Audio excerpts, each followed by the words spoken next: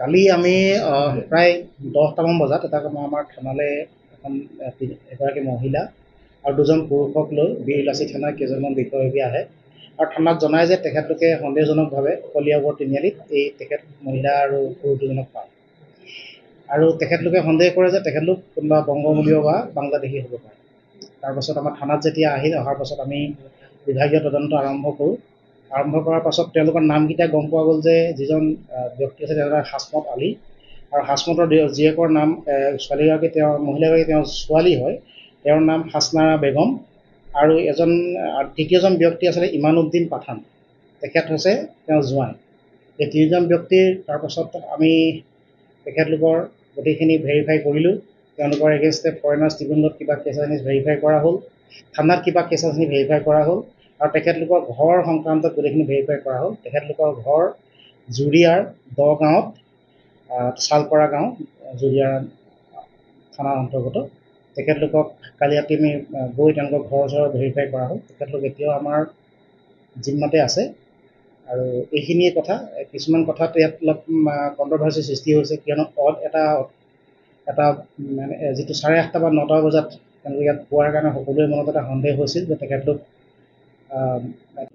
সোণাৰীত এটা ইটা ভাটাত কাম কৰিছিল। ইতিমধ্যে ইটা ভাটাৰ মালিকৰ লগতো যোগাযোগ কৰা হৈছে। তেখেতলোকে কনফাৰ্ম কৰিছে আৰু সোণাৰী ইটা ভাটাত পৰহি তাতো বীৰলাচি থানাৰ কিছুমান সদস্যই ইটা ভাটাত গৈ তেওঁলোকৰ নাম সোধ-পোছ কৰিছিল আৰু তেওঁলোকে তাৰ পৰা যাবলৈ ভাবুকি দিয়াৰ বাবে তেওঁলোকে কাপোৰ কানি কোনো নোহোৱাকৈ তাৰ পৰা তেওঁলোকে কোনো বেগ চেগ সকলোত থৈ তাতে পলাই আহিছে। সেই কথাখিনি আমি তেওঁলোকৰ যিটো ভাটাৰ মালিক আছে মালিকৰ পৰা ইতিমধ্যে কনফাৰ্মেশ্যন কৰা হৈছে।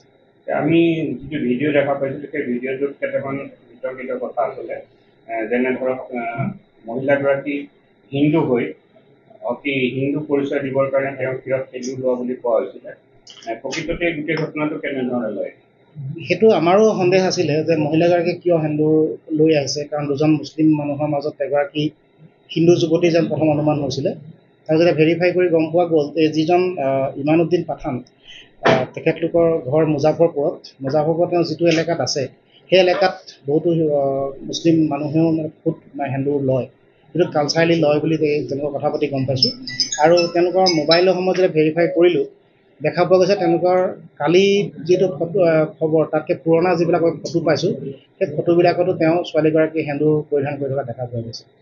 আৰু এতিয়া সেই কথাটো নিশ্চিত যে তেখেতলোক চালপৰাৰ নিবাসী, সেইটো সম্পূৰ্ণ শুদ্ধ আৰু তেওঁলোকৰ এগেইনষ্টে ফৰেনাৰ্ছ ট্ৰিবিউনেল বা বাংলাদেশী বুলি কোনো সন্দেহযুক্ত তেনেকুৱা নাই। আৰু তেখেতলোকৰ আমি গোটেইখিনি ডকুমেণ্ট চেক কৰিছোঁ, ঘৰো ভেৰিফাই কৰা হৈছে।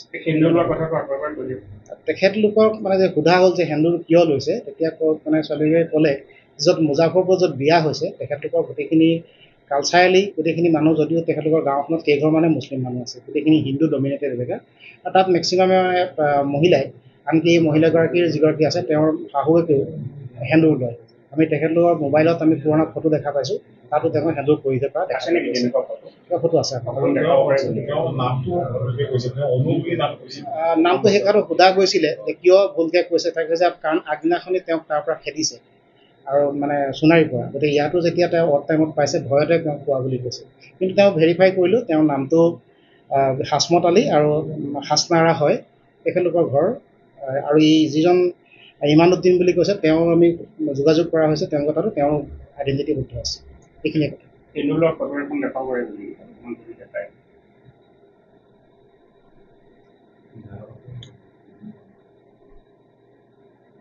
এইখন 5 জুলাইত আমি তেওঁ ফটো পাইছোঁ, তাত এতিয়াও মহিলাগৰাকীয়ে এইটো সেন্দুৰ লোৱা দেখা গৈছে।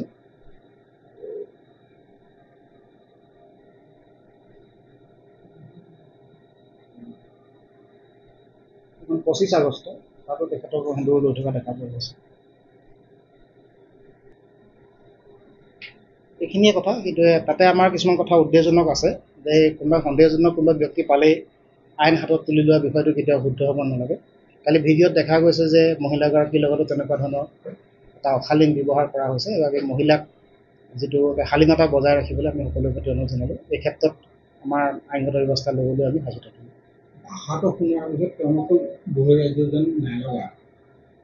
ধন্যবাদ। এইখিনি